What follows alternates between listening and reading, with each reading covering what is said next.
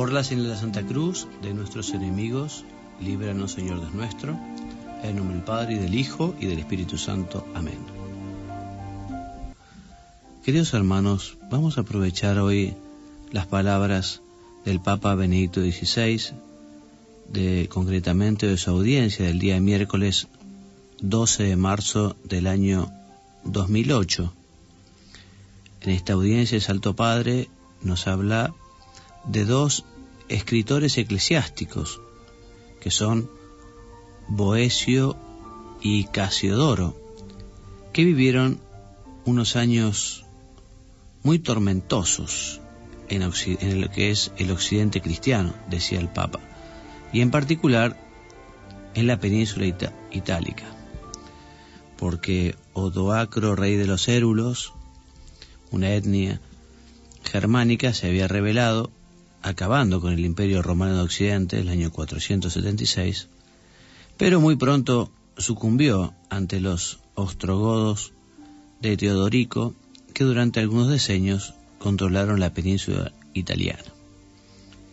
Y el Papa, dirigiéndose a los peregrinos aquel día 12 de marzo, les decía: queridos hermanas y hermanas, hacía esta introducción que hice, y luego comenzaba a hablar de Boecio, contando que nació en Roma en torno al año 480, de una noble estirpe de los Anicios. Siendo Boecio todavía joven, entró en la vida pública, logrando ya a los 25 años el cargo de senador. Fiel a la tradición de su familia, se comprometió en política, convencido de que era posible armonizar las líneas fundamentales de la sociedad romana con los valores de los nuevos pueblos.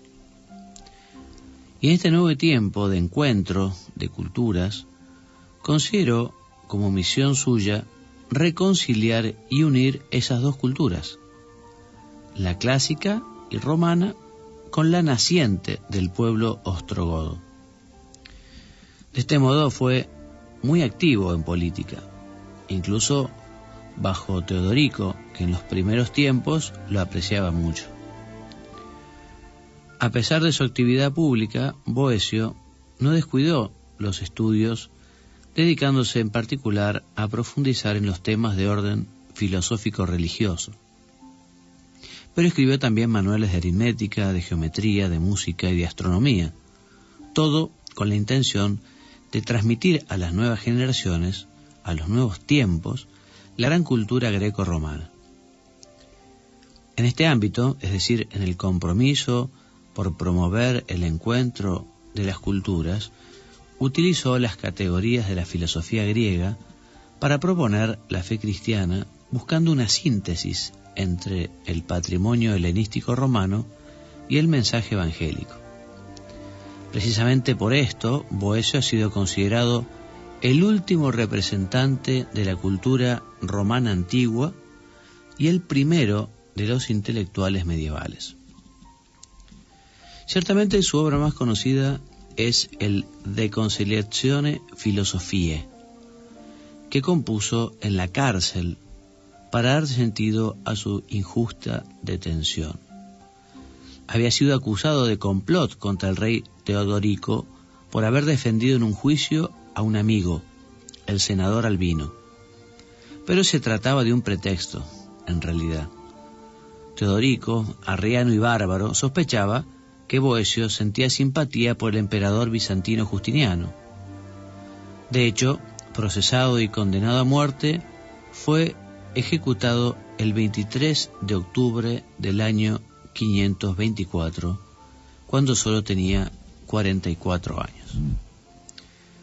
Precisamente a causa de su dramática muerte, puede hablar por experiencia también al hombre contemporáneo y sobre todo a las numerosísimas personas que sufren su misma suerte a causa de la injusticia presente en gran parte de la justicia humana.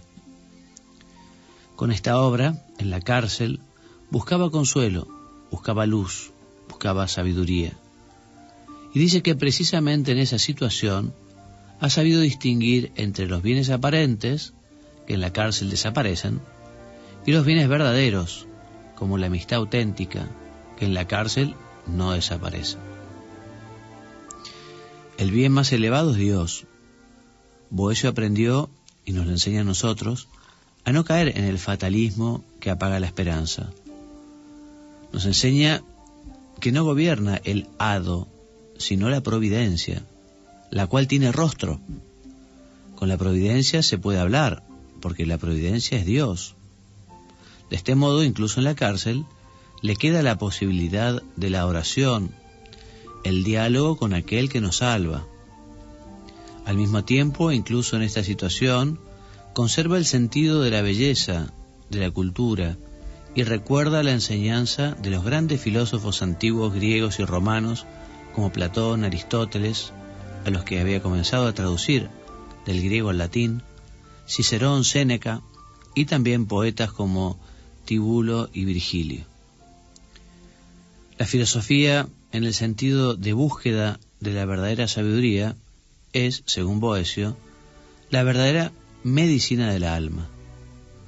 Por otra parte, el hombre solo puede experimentar la auténtica felicidad en la propia interioridad.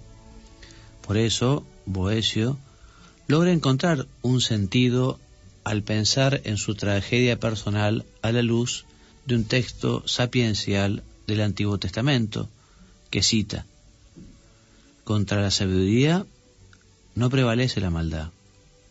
Se despliega vigorosamente de un confín a otro del mundo y gobierna de excelente manera el universo. Por tanto, la así llamada prosperidad de los malvados resulta mentirosa y se manifiesta la naturaleza providencial de la adversa fortuna. Las dificultades de la vida no solo revelan hasta qué punto ésta es efímera y breve, sino que resultan incluso útiles para descubrir y mantener las auténticas relaciones entre los hombres.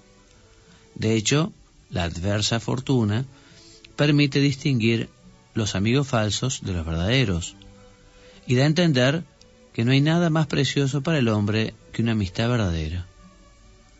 Aceptar de forma fatalista una condición de sufrimiento es solamente peligroso, añade al creyente Boecio, pues elimina en su raíz la posibilidad misma de la oración y de la esperanza teologal en las que se basa la relación del hombre con Dios. La peroración final del De Consolatione Philosophiae puede considerarse como una síntesis de todas las enseñanzas de Boecio, que se dirige a sí mismo y a todos los que puedan encontrarse en su misma situación.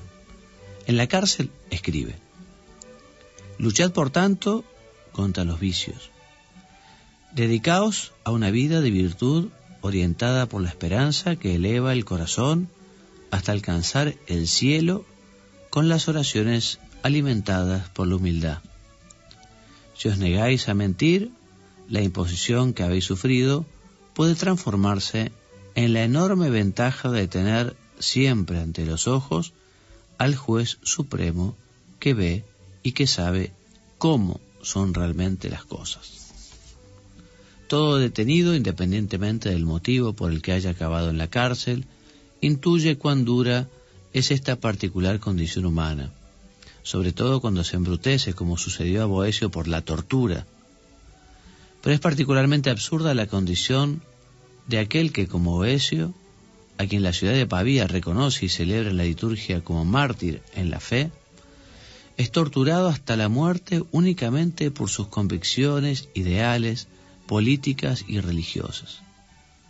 De hecho, Boecio, símbolo de un número inmenso de detenidos injustamente en todos los tiempos y en todas las latitudes, es una puerta objetiva para entrar en la contemplación del misterioso crucificado del Gólgota. Casiodoro, dice el Papa Benedicto XVI en su audiencia del 12 de marzo del 2008. Marco Aurelio Casiodoro fue contemporáneo de Boecio. Calabrés, nacido en Squillace hacia el año 485, murió ya anciano en Vivarium alrededor del año 580. También él era de un elevado nivel social. Se dedicó a la vida política y al compromiso cultural como pocos en el occidente romano de su tiempo. Quizá los únicos que se le pueden igualar en este doble interés fueron el ya recordado Boecio y el futuro Papa de Roma, San Gregorio Magno. Consciente de la necesidad de que no cayera en el olvido todo el patrimonio humano y humanístico acumulado en los siglos de oro del Imperio Romano, Casiodoro colaboró generosamente en los más elevados niveles de responsabilidad política con los pueblos nuevos que habían cruzado las fronteras del imperio y se habían establecido en Italia. También él fue modelo de encuentro cultural, de diálogo y de reconciliación. Las vicisitudes históricas no le permitieron realizar sus sueños políticos y culturales, orientados a crear una síntesis entre la tradición romano-cristiana de Italia y la nueva cultura gótica. Sin embargo, esas mismas vicisitudes lo convencieron de que el movimiento monástico que se estaba consolidando en las tierras cristianas era providencial. Decidió apoyarlo, dedicándole todas sus riquezas materiales y sus fuerzas espirituales. Tuvo la idea de encomendar precisamente a los monjes la tarea de recuperar, conservar y transmitir a las generaciones futuras el inmenso patrimonio cultural de los antiguos para que no se perdiera. Por eso fundó Vivarium, un cenobio en el que todo estaba organizado de manera que se considerara sumamente precioso e irrenunciable el trabajo intelectual de los monjes. Estableció también que los monjes que no tenían una formación intelectual no se dedicaran solo al trabajo material, a la agricultura, sino también a transcribir manuscritos para contribuir a la transmisión de la gran cultura a las futuras generaciones. Y esto sin detrimento alguno del compromiso espiritual monástico y cristiano y de actividad caritativa en favor de los pobres. En sus enseñanzas distribuidas en varias obras, pero sobre todo en el Tratado de Ánima y en las Institutiones Divinarum Literarum, la oración, alimentada por la Sagrada Escritura y particularmente por la meditación asidua de los Salmos, ocupa siempre un lugar central como alimento necesario para todos. Este doctísimo Calabrés, por ejemplo, introduce así en su Exposition in Psalterium, y cita textualmente el Papa: rechazados y abandonados en Rávena los deseos de hacer una carrera política caracterizada por el sabor desagradable de las preocupaciones mundanas, habiendo gozado del Salterio, libro venido del cielo como auténtica miel para el alma, me dediqué ávidamente, como un sediento, a escrutarlo sin cesar y a dejarme impregnar totalmente por la dulzura saludable, después de haberme saciado de las innumerables amarguras de la vida activa. La búsqueda de Dios, orientada a su contemplación, escribe Casiodoro, sigue siendo la finalidad permanente de la vida monástica.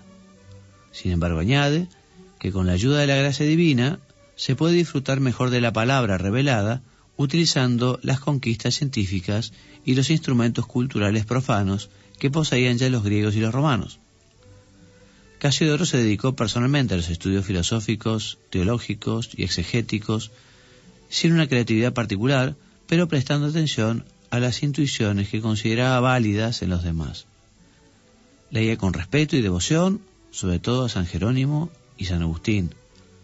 De este último decía: en San Agustín hay tanta riqueza que me parece imposible encontrar algo que no haya sido tratado ampliamente por él.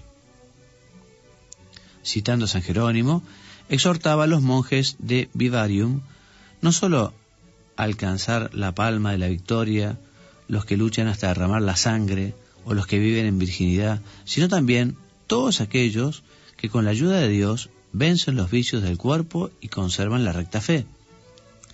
Pero para que podáis vencer más fácilmente con la ayuda de Dios los atractivos del mundo y sus seducciones, permaneciendo en él como peregrinos, siempre en camino, tratad de buscar ante todo la saludable ayuda sugerida por el Salmo 1, que recomienda meditar noche y día en la ley del Señor. Si toda vuestra atención está centrada en Cristo, el enemigo no encontrará ninguna entrada para asaltarlos. Y va terminando el Papa diciendo: es una advertencia que podemos considerar válida también para nosotros.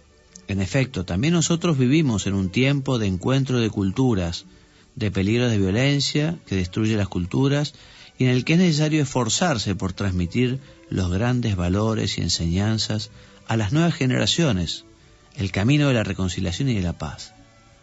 Encontramos este camino orientándonos hacia el Dios que tiene rostro humano, el Dios que se nos reveló en Cristo.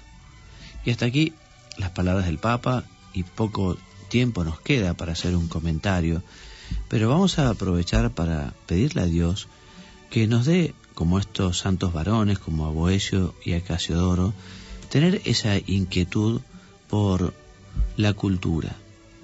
Qué importante que es que nosotros los cristianos llevemos esa verdad que nos dejó el Señor a los diversos ambientes culturales. Evidentemente, cada uno según su vocación, pero qué importante que es que el que la tenga no deje de esforzarse por llegar allí a donde están los grandes medios de comunicación o de cultura, ¿no? Hoy también tenemos nuevos areópagos, ¿no? En el ámbito de Internet, ¿no? Hoy tenemos tantos foros, tantos lugares, ¿no? Donde efectivamente la gente se congrega, ¿no? El Facebook que existe, la gente que ve los videos en YouTube o Google Video, en fin, y tantos ambientes que bueno sería que efectivamente tratemos, en la medida de nuestras posibilidades, llevar el mensaje del Evangelio a esos nuevos ámbitos. Una de las últimas cartas que nos escribió el Papa Juan Pablo II, en el mes de enero, antes de fallecer, era justamente animarnos a no tener miedo a las nuevas tecnologías. Y el Papa decía que estos nuevos medios también tienen que servir para llevar la verdad de Cristo, para llevar la persona de Cristo. Por eso, ¿qué apostolado que podemos hacer? De alguna manera, todos los hombres están llamados al apostolado. No es algo solo para los sacerdotes o para los religiosos, todos, ¿no? Y quien tenga una vocación así especial a la cultura o a los medios, que no deje de llevar allí el Evangelio, quizá no hablando directamente de Cristo, pero sí, digamos, toda la moral cristiana es una moral, como dicen ahora, basada en los valores, y hace falta que efectivamente en la televisión, en el diario, en el cine, en los ámbitos más culturales, museos, bibliotecas, bueno, realmente allí se respire la verdad. Y Cristo es la verdad. Y nosotros que conocemos la verdad, nosotros que conocemos a Cristo, tenemos que llevar la verdad. Vamos a pedírselo a la Santísima Virgen, que nos ayude a hacer ese apostolado de la opinión pública, por llamarlo de alguna manera, ese apostolado de la cultura, ese apostolado de los altavoces, ese apostolado que llega a mucha gente, porque son muchos los que están buscando a Cristo y nosotros podemos llegar a convertirnos en un instrumento apto, un instrumento bueno, para que efectivamente esa verdad sea descubierta por nuevos corazones. Que así sea.